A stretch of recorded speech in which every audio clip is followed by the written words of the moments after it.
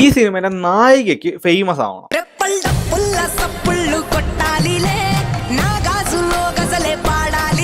ഇതിന്റെ സംവിധായകന് ഹൈ ബഡ്ജറ്റിൽ ഒരു സിനിമ പിടിക്കണം.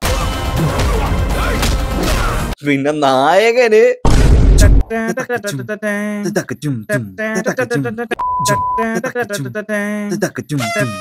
അതൊക്കെ തന്നെ.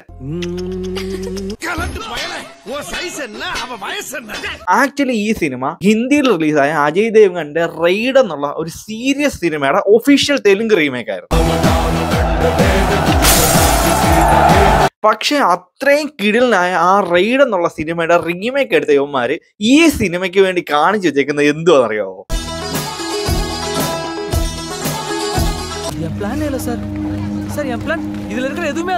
ഇത് ഈ സിനിമയുടെ വാലന്റൈൻസ് ഡേയുടെ പോസ്റ്റർ. ഇത് ഈ സിനിമയുടെ ട്രെയിലർ അനൗൺസ്മെന്റ് ടീസറിന്റെ പോസ്റ്റർ.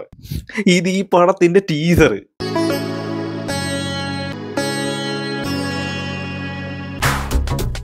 ആക്ച്വലി ഇത് ഈ സിനിമയാണെന്ന് അറിയാത്തവര് ഇത് ആദ്യമായിട്ട് കാണുമ്പോൾ ഇതൊരു ഉല്ലു വെബ് സീരീസ് ആണെന്ന് ഓർത്തു. ഈ റെയ്ഡ് എന്ന് പറയുന്ന സിനിമയിൽ ആക്ച്വലി ഈ സിനിമ തുടങ്ങി ഒരു കുറച്ച് നേരം ആകുമ്പോഴത്തേക്ക് വില്ലന്റെ വീട്ടിൽ പോയിട്ട് നായകൻ ആ റെയ്ഡ് സ്റ്റാർട്ട് ചെയ്യും. പക്ഷെ ഈ ഒരു പടത്തിൽ അത്രയും ടൈം പോരാ. ഫസ്റ്റ് ഹാഫിൽ നായകന്റെ സ്റ്റോക്കിങ് കാണിക്കണം. കാരണം ഇത്രയും നല്ലൊരു ഹീറോയിൻ ആ പടത്തിലല്ലേ. എനിക്ക് നായികയാക്കാം, പുതിയ ഹീറോയിനെ കൊടുത്താടാ. ഇപ്പം പറഞ്ഞ ഞാനെന്തോ ചെയ്യാൻ, ഇത് 25 വയസ്സുള്ളത് വേണ്ടേ? കിട്ടി, ഒരെണ്ണത്തെ കിട്ടി, ഒപ്പിച്ചു തരാം. എവിടെടാ ഇൻട്രൊഡ്യൂസിങ് ഭാഗ്യശ്രീ ബോസ്. എന്റെ അടുത്ത പടത്തിന് ഹീറോയിൻ ഇവള് തന്നെ കൺഫേം. അതിനു വേണ്ടിയിട്ട് ഇവന്മാര് കാണിച്ചു വെക്കുന്ന കാട്ടപരാധമാണ് ഈ ഒരു ഫസ്റ്റ് ഹാഫ് ഫുള്ള്. അപ്പൊ ഇതിനകത്ത് ഇവൻ ഈ ഫസ്റ്റ് ഹാഫ് കാണിക്കുന്ന കഥ എന്തുവാന്ന് വെച്ചാല്, ഈ സിനിമ തുടങ്ങുന്നത് തന്നെ നായകന് ഇൻട്രോ കാണിച്ചിട്ടാണ്. ഹീറോയുടെ പേര് ബച്ചൻ. ഇങ്ങേർക്ക് ഈ ബച്ചൻ എന്നുള്ള പേര് വന്നതിന്റെ പുറകിൽ ഒരു കഥയുണ്ട്. അതായത് ഈ ബച്ചന്റെ അച്ഛൻ വലിയൊരു അമിതാഭ് ബച്ചന്റെ ഫാനായിരുന്നു. ഒരു ദിവസം ഇയാള് അമിതാഭ് ബച്ചന്റെ ഒരു സിനിമ കണ്ടോണ്ടിരിക്കുമ്പോൾ ഉണ്ടായ ഒരു ഇൻസിഡന്റ് കാരണമാണ് ഇങ്ങേർക്ക്, അതായത് ഈ ഹീറോയ്ക്ക് ബച്ചൻ എന്നുള്ള പേരിട്ടത്. എന്തിനാ കാണിക്കുന്നതെന്ന് ചോദിക്കണ്ട, ചുമ്മാ കാണിച്ച്. കാരണം ലെങ്ത് കൂട്ടണ്ടായ 2-2.5 മണിക്കൂർ ഒരു പടം വേണ്ടായ. ബാങ്കിൽ നിന്ന് കാശ് എടുത്തു പോകുന്ന 2 പേര്, ഇവരെ അറ്റാക്ക് ചെയ്യാൻ വരുന്ന ഗുണ്ടകൾ. ഈ ഗുണ്ടകളെ ഇടിച്ചുകൊണ്ടാണ് നായകന്റെ ഇൻട്രോ സ്റ്റാർട്ട് ചെയ്യുന്നത്. ഇത്രയും വലിയ നായകന്റെ ഒരു ഫൈറ്റ് കാണുന്നുണ്ടെങ്കിൽ നോർമലായിട്ടും ഹീറോയിൻ സൗണ്ട് ഉണ്ടെങ്കിൽ അവളുമാർക്ക് ക്രഷ് അടിക്കും. പക്ഷെ ഇപ്പൊ ഇവിടെ ഈ സീനിൽ ഹീറോയിനെ ഇൻട്രൊഡ്യൂസ് ചെയ്യാനായിട്ട് അവർക്ക് സ്പേസ് ഇല്ല. അതുകൊണ്ട് അവിടെ കാണുന്ന ഒരുത്തന്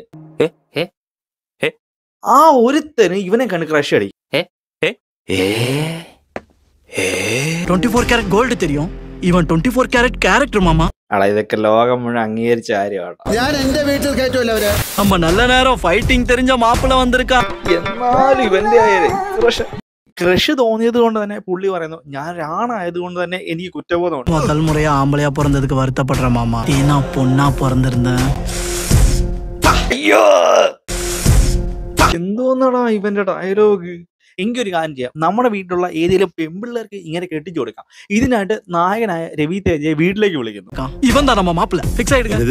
ഇവന്റെ ബുദ്ധി അതാകുമ്പം പെങ്ങളെ കെട്ടിച്ചു കൊടുക്കാം, അളിയൻ വീട്ടിൽ നിന്നുള്ളതായിരിക്കും. രവി തേജ മാനായതുകൊണ്ട് ഇങ്ങേറെ വീട്ടിലേക്ക് ചെല്ലുമ്പോൾ വീട്ടുകാരെ അടക്കം വിളിച്ചോണ്ട് പോയിട്ടാണ് ചെല്ലുന്നത്. എന്നിട്ട് ഈ പെണ്ണ് കാണുന്ന കുട്ടിയോട് വീട്ടുകാരോടും പറയുന്നു, പെൺകുട്ടിക്ക് എത്ര വെയിറ്റ് ഉണ്ടോ അത്രയും രൂപയുടെ സ്വർണം തന്നാൽ മാത്രമേ ഞങ്ങൾ ഈ കല്യാണത്തിന് സമ്മതിക്കൂ. 110 kg തങ്ങോ இந்த விஷயத்துல நாங்க தாங்க பெரியாளு. അതിനും വീട്ടുകാർ റെഡി. കാരണം ഇത്രയും സ്റ്റൈലിഷ് ആയ ഒരു മനുമോനെ കിട്ടുക. അതിനുവേണ്ടി ഇവര് ഈ പെൺകുട്ടിക്ക് എത്ര വെയിറ്റ് ഉണ്ടോ അത്രയും കിലോയുടെ സ്വർണം കൊടുക്കുന്നു. ബട്ട് ഗൈസ്, അപ്പോഴാണ് മനസ്സിലാവുന്നത് ഈ ഹീറോ ആയ ബച്ചൻ ഒരു സാധാരണ ആളല്ല. അതായത് ഇവൻ പെണ്ണ് കാണാൻ വേണ്ടി വന്നതല്ല, ഇവൻ ആ വീട് റെയ്ഡ് ചെയ്യാൻ വന്നയാളായിരുന്നു. പോട്ടി വെച്ച് തന്നെ ഈ വീട് മുഴുവൻ റെയ്ഡ് ചെയ്യുന്നു. റെയ്ഡ് ചെയ്ത് ഈ വീട്ടിലുള്ള സ്വത്ത് മുഴുവൻ പിടിച്ചെടുക്കുന്നു. അങ്ങനെ ഈ വീട്ടിലുണ്ടായിരുന്ന ആ പെണ്ണിന്റെ തന്തയും ഇവനും തമ്മിൽ വഴക്കുണ്ടാക്കുന്നു. അങ്ങനെ ഇവൻ സസ്പെൻഷൻ വരെ മേടിച്ചു കൊടുക്കും. എന്നിട്ട് പറയുകയാണ്, നീ എന്റെ കാല് പിടിച്ച് മാപ്പ് പറഞ്ഞാൽ മാത്രമേ നിനക്ക് സസ്പെൻഷൻ മാറ്റി തരത്തുള്ളൂ. എന്നാൽ ഇതിന് വഴങ്ങാത്ത രവി തേജ ഇയാളുടെ ചെരുപ്പ് പിടിച്ചു മേടിച്ച് ചെവിക്കലിൽ നല്ല അടി കൊടുക്കുന്നു. കാരണം അത്രത്തോളം മാസാണ് നമ്മുടെ മാസ് മഹാരാജ. അപ്പൊ തന്നെ നമുക്ക് ഊഹിക്കാമല്ലോ പടത്തിന്റെ പോക്ക് എങ്ങോട്ടായിരിക്കുമെന്ന്. എങ്ങോട്ട് പോവാനാ? നെക്സ്റ്റ് നമ്മുടെ ഹീറോയിന്റെ എൻട്രി ജിക്കി. சொல்லு ஜிக்கி சொல்லு ஜிக்கி சொல்லு ஜிக்கி. സാധാരണ തെലുങ്ക് പടങ്ങളിൽ നായികമാർ ഇൻട്രോ എന്ന് പറഞ്ഞാൽ ഒന്നുകിൽ കാറില്, ബസ്സില്, അല്ലെങ്കിൽ സ്കൂട്ടറിൽ, അങ്ങനെ എന്തെങ്കിലും ആയിരിക്കും. ഇത് അതെല്ലാം മാറ്റി ക്ലീഷ ബ്രേക്ക് ചെയ്യാൻ വേണ്ടി ഇവൾ സൈക്കിളിലാണ് വരുന്നത്. സൈക്കിളിൽ വരുന്ന നായികയുടെ ഷാള് കുരുങ്ങുന്നു. ഇത് കണ്ടുകൊണ്ട് നിൽക്കുന്ന ഒരു കോമഡി ആക്ടർ. ശരിക്കും പറഞ്ഞാൽ ഈ റോളൊക്കെ സാധാരണ കൊടുക്കുന്നത് ബ്രഹ്മാനന്ദത്തിനായിരുന്നു. പുള്ളിക്കാരന്റെ ഡേറ്റ് കിട്ടിയില്ലായിരിക്കും, അതുകൊണ്ടായിരിക്കും മറ്റൊരാളാണ് ഈ റോൾ ചെയ്യുന്നത്. ഗൈസ്, ഇപ്പൊ തന്നെ നിങ്ങളൊരു കാര്യം ശ്രദ്ധിച്ചോണം. ഇവിടെ ഒരു കോമഡി ആക്ടറായിട്ട് ഒരുത്തനുണ്ട്. അവൻ ഈ സൈക്കിളിനകത്ത് നിന്ന് ആ ഷാൾ എടുക്കാൻ തുടങ്ങുന്നുണ്ടെ അവൻ ഊക്ക് കിട്ടും. ബട്ട് ഈ ബച്ചേട്ടൻ വന്ന് ചെയ്യുമ്പോൾ അവിടെ ഹീറോയിസം ആവും. എവിടാ ഇക്വാലിറ്റി?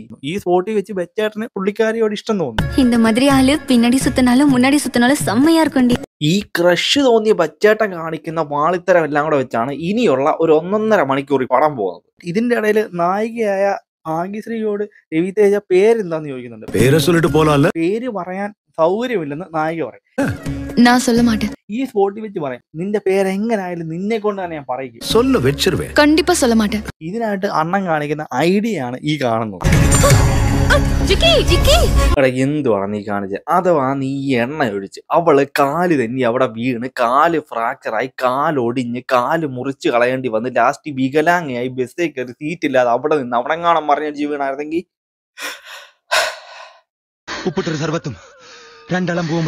ഒന്ന് ചിന്തിച്ചു നോക്കടാ. അങ്ങനെ കാണാൻ വന്ന നീ ആരെ പ്രേമിച്ചേനെ പറ. എങ്ങനെ ചിന്തിക്കാനാ? ഈ സീൻ കഴിയുമ്പോഴത്തേക്ക് തന്നെ ഇതുപോലൊരു പാട്ട് വരല്ലേ. ഇങ്ങനെ ഒരു പാട്ട് ഓൾറെഡി വരാൻ പോകുന്നതുകൊണ്ട് ഇവിടെ എണ്ണ വീണ് ഇവിടെ കാലൊടിഞ്ഞാലും എന്താ സംഭവിക്കുന്നത്? ഒന്നും സംഭവിക്കുന്നില്ല. രവി തേജയുടെ പടമാണോ? നായികക്ക് 25 വയസ്സിൽ താഴെയാണോ? എങ്കിൽ ഇങ്ങനെ ഒരു പാട്ട് അത് നിർബന്ധ. എന്തായാലും പാട്ട് ഒരു 1.5 പാട്ടായിരുന്നു. എന്നാലും ഈ ഒരു പോസൊക്കെ എന്താവശ്യത്തിനാണ് ഇവിടെ കുത്തി കയറ്റിയെന്ന് പോലും മനസ്സിലാകുന്നില്ല. പിന്നെ കാണുന്നത് സ്റ്റോക്കിങ്ങിന്റെ ഒക്കെ പീക്ക് ലെവലാണ്. ഇതിന്റെ ഇടയിൽ പുള്ളിക്കാരൻ പ്രപ്പോസ് ചെയ്യുമ്പോൾ നായിക ഇങ്ങനെ തന്നെ പറയുന്നുണ്ട്, പ്ലീസ് എന്റെ പറയാ വരരുത്. അത് കേട്ട് രവി തേജ വളരെ ഇമോഷണൽ ആയി പറയുന്നു, ശരി നീ തന്നെ എന്റെ പറയാ വന്നോ. അത് പിന്നെ അങ്ങനെ ആയിരിക്കുമല്ലോ, കാരണം ഈ ബച്ചേട്ടൻ ആരാന്ന് പറഞ്ഞോണ്ടാ നിങ്ങളുടെ വിചാരം. എത്ര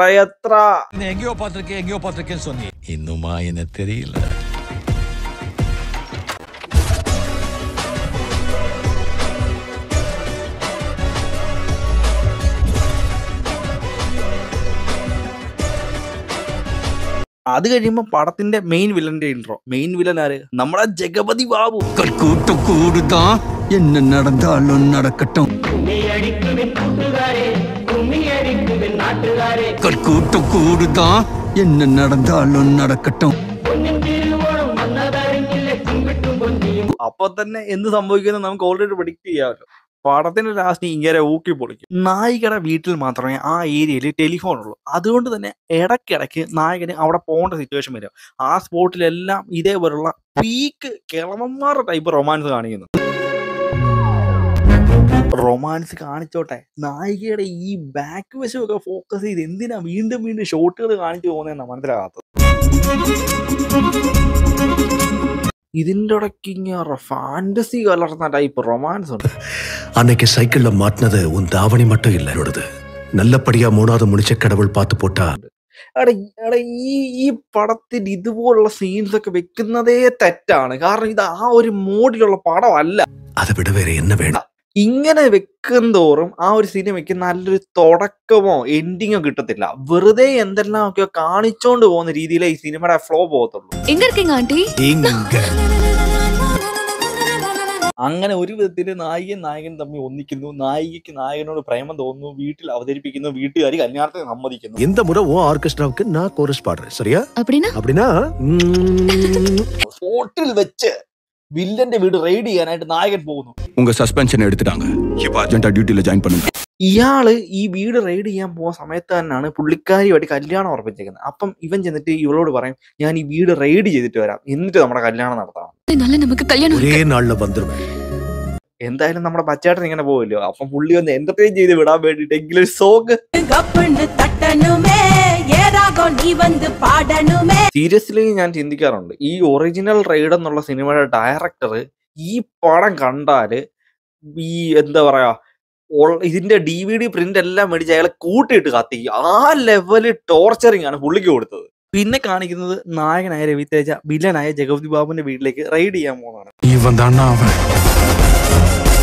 ഈ പടത്തിന്റെ ഇന്റർവെൽ കഴിയുമ്പോഴത്തേക്ക് പക്ക ആ റെയ്ഡ് കാണിക്കുന്ന മാത്രമായിട്ടുള്ള ഒരു സിനിമയായിട്ട് മാറും. എന്തായാലും അങ്ങനെ ആയി കഴിയുമ്പോഴത്തേക്ക് നായകൻ ഇടയ്ക്കിടയ്ക്ക് എന്റർടൈൻമെന്റ് വേണം. ആ ഒരു എന്റർടൈൻമെന്റ് പർപ്പസിനായിട്ട് ഹീറോയിന്റെ കുറെ ഡാൻസ് മാത്രം കാണിക്കും. ഇതിനു വേണ്ടിയിട്ടാണ് ഹീറോയിനെ തന്നെ പടത്തിൽ കാസ്റ്റ് ചെയ്തേക്കുന്നത്. അതേസമയം റെയ്ഡ് സിനിമയിൽ നോക്കിക്കഴിഞ്ഞാൽ കുറച്ചുകൂടെ ഡെപ്ത് ഉള്ളൊരു ക്യാരക്ടർ പുള്ളിക്കാരിക്കുണ്ട്. വേറൊരു സംഭവം ഉണ്ട്, അതായത് ഈ നമ്മുടെ പുഷ്പ സിനിമയ്ക്ക് അത് ശ്രീവല്ലിക്ക് ഫീലിങ്സ് വരാനായിട്ട് ഇപ്പൊ അവൻ ടച്ച് ചെയ്താ പറയാം. ഇതിനകത്ത് അതൊന്നും അല്ല കാണിക്കുന്നത്, വേറെ ലെവല്. எனக்காக ஒரு தடவை பிடிடி இந்த புகவாசம் வரும்போது அவன் என் பக்கத்துல இருக்கிற மாதிரியே தோணுதுடி. ഇതിന്റെ ഇടയ്ക്ക് വെച്ച് ഈ ജഗപതി ബാബു നമ്മുടെ ജഗ്ഗുബായിക്ക് പുള്ളിക്കാരന് നല്ല ഹോൾഡ് ഉള്ള ഒരാളാണ്. അപ്പം അതിനു വേണ്ടിയിട്ട് ഈ ഹീറോയെ ഇതിൽ നിന്ന് പിന്തിരിപ്പിക്കാനായിട്ട് അവിടെയുള്ള മിനിസ്റ്റർമാരെ കൊണ്ടും എല്ലാരെ കൊണ്ടും വിളിപ്പിക്കും. CM சார் உங்கள்கிட்ட கொஞ்சம் பேசணுமா? முதலமைச்சர் പക്ഷെ അതെല്ലാം ഇവൻ എതിർക്കും. കാരണം ഇതൊരു അപരാധിച്ച പടമാണ്. അതുകൊണ്ട് சாரி சார், எங்க டிபார்ட்மெண்ட் சென்ட்ரல் கவர்மெண்ட் கண்ட்ரோல்ல வருது. ഇവരാരും വിളിച്ചിട്ട് ഇവന് കോൾ എടുക്കണം സംസാരിക്കണ്ട. പക്ഷെ അത് കഴിയുമ്പോ ഇവള് വിളിക്കുന്നുണ്ടെ ഇവൻ കോൾ എടുത്ത് സംസാരിച്ചിട്ട് எனக்கு ஒன்னும் ஆகலல்ல. ஹலோ ഉടനെ പ്രേമം അങ്ങ് മൂക്കും. അതായത് അത്രയും വലിയൊരു റെയ്ഡ് അവിടെ നടക്കുക, എന്നാൽ പോലും ഇവൻ ഇവിടെ പ്രേമിച്ചുകൊണ്ടിരിക്കുക. ശരിക്കും പറഞ്ഞാൽ ഒരു 6-7-8 സോങ് ഈ ഹീറോയിനെ വെച്ച് ഇവർ ഷൂട്ട് ചെയ്തിട്ടുണ്ട്. അത് ഇടാൻ വേണ്ടി ഇടയ്ക്കിടയ്ക്ക് ഓരോ സീൻ കാണിച്ചോണ്ടിരിക്കുക. நீ மொத்தம் கொடுத்தேன்னா அருமையா இருக்கும்.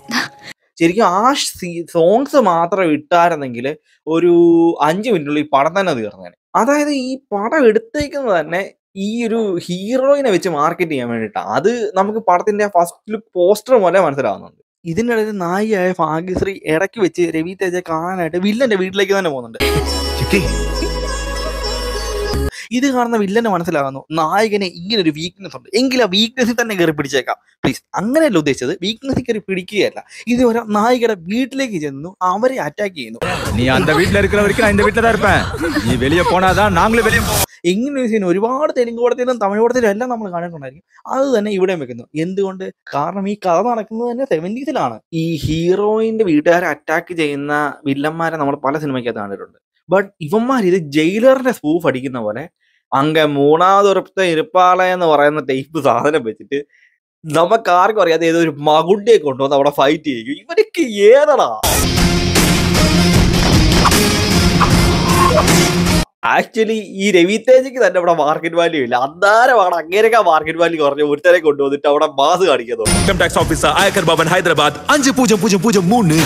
അങ്ങനൊരു കാര്യമുണ്ട്, ഇങ്ങനെ അവിടെ റെയ്ഡ് ചെയ്തോണ്ടിരിക്കില്ലേ, അതിൻ്റെ ഇടയിൽ എങ്ങനെ ഇങ്ങനെ കൈയൊന്നും നീണ്ടു പോയിട്ട് ഇവന്മാരെ അടിക്കാൻ പറ്റത്തില്ല. അതുകൊണ്ടായിരിക്കും ഇങ്ങനെ ഒരുത്തരെ കൊണ്ടുവന്നത്. പക്ഷെ ഈ കൊണ്ടുവരുന്നവൻ ആരാന്നേലും 4 പേർക്ക് അറിയണ്ടായോ? ഇതിൻ്റെ ഇടയ്ക്ക് പടം സീരിയസ് ആക്കാൻ വേണ്ടി ഈ ഹീറോ വില്ലൻ തമ്മിൽ ഡയറക്ട് ഡെലിവറി കണക്കും. പക്ഷെ ഈ സംഭവം നടന്ന് 5 മിനിറ്റ് കഴിയുമ്പോൾ ഇവരിങ്ങനെ സോങ് ഇട്ടോണ്ടിരിക്കും. അങ്ങനെ തന്നെ പടത്തിന്റെ ഫീലും മൂഡും എല്ലാം കളയും. എന്തായാലും ഈ പ്രേമവും ഭീഷണിയും ഫൈറ്റും എല്ലാം കഴിഞ്ഞ് എങ്ങനെയൊക്കെ ഈ വീട്ടിലെ സാധനങ്ങളെല്ലാം റെയ്ഡ് ചെയ്തുകൊണ്ട് രവി തേജ ഗവൺമെന്റ് അടുത്തേക്ക് പോകുന്നുണ്ട്. ഈ സ്പോട്ടിൽ വെച്ച് വീണ്ടും വില്ലന്റെ അറ്റാക്ക്. അതായത് ഈ സാധനങ്ങളെല്ലാം പിടിച്ചെടുക്കാൻ വേണ്ടി വീണ്ടും വില്ലൻ വരും. എന്നാൽ അവിടെ ഒരു വമ്പൻ ട്വിസ്റ്റ്, അതായത് നായകനായ രവി തേജ ഓൾറെഡി ഇതെല്ലാം കടത്തിയിട്ടുണ്ടായിരുന്നു. എങ്കിൽ പിന്നെ ഇങ്ങേർക്കും ആ വണ്ടി കയറി പോയാൽ പോയത്. പക്ഷെ പറ്റത്തില്ല, കാരണം അവിടെ വെച്ച് വീണ്ടും ഒരു ഫൈറ്റ് വേണം. ഈ ഫൈറ്റിനായിട്ട് വീണ്ടും രവി തേജ ഫൈറ്റ് ചെയ്യുന്നു. ഈ ഫൈറ്റും കഴിഞ്ഞ് വില്ലനെ അറ്റാക്ക് ചെയ്ത് നേരെ ചെല്ലുകയാണ് എവിടേക്ക്? നായികയെ കെട്ടാൻ വേണ്ടിയിട്ട്. കല്യാണം പണിക്കലാമാ? പിന്നെ വീണ്ടും ഒരു പാട്ട്. പാട്ടില്ല കേട്ടോ, പാട്ട് തീർന്നു. ഇതിക്കുള്ളിൽ കാണിക്കാൻ പറ്റത്തില്ല. സീരിയസ്ലി എന്തിനു വേണ്ടി ഇവർ ഈ പടം എടുത്തെന്ന് ഇവർക്ക് തന്നെ മനസ്സിലാകുന്നില്ല. ഒരു പടം റീമേക്ക് ചെയ്യുകയാണെങ്കിൽ അത് വൃത്തിയായിട്ട് ചെയ്യണം, അല്ലെങ്കിൽ ആ പണിക്ക് പോകാൻ നിൽക്കരുത് എന്നുള്ളതിന്റെ ബെസ്റ്റ് എക്സാമ്പിൾ ആണ് ഈ ഒരു പടം. ഇതിന്റെ ഏകദേശം ബഡ്ജറ്റിന്റെ 10-1 പോലും ഇത് കളക്ട് ചെയ്യാഞ്ഞതും ഇതുകൊണ്ടാണ്. പടത്തിലോട്ട് വന്നാൽ ഒരു നല്ല സബ്ജക്റ്റ് അല്ലെങ്കിൽ നല്ല രീതിയിൽ റീമേക്ക് ചെയ്യാൻ പറ്റുമായിരുന്ന ഒരു പടം എന്തിനോ വേണ്ടി എടുത്ത് അങ്ങ് നശിപ്പിച്ചു വെച്ചു. ഇതേ ഡയറക്ടർ തന്നെ ഇനി തെറി റീമേക്ക് പവൻ കല്യാണം വെച്ച് എടുക്കുന്നുണ്ട്. അതെന്തുമായിരിക്കും നമുക്ക് അന്നേരം അറിയാം, അല്ലെങ്കിൽ അന്നേരം അതിന്റെ റോസ്റ്റോട്ട് വരാം. അപ്പം വീഡിയോ ഇഷ്ടപ്പെടുന്ന സബ്സ്ക്രൈബ് ചെയ്യാൻ, സപ്പോർട്ട് ചെയ്യാൻ മറക്കല്ല. അടുത്ത വീഡിയോ കാണാതിരിക്കും. ബായ്.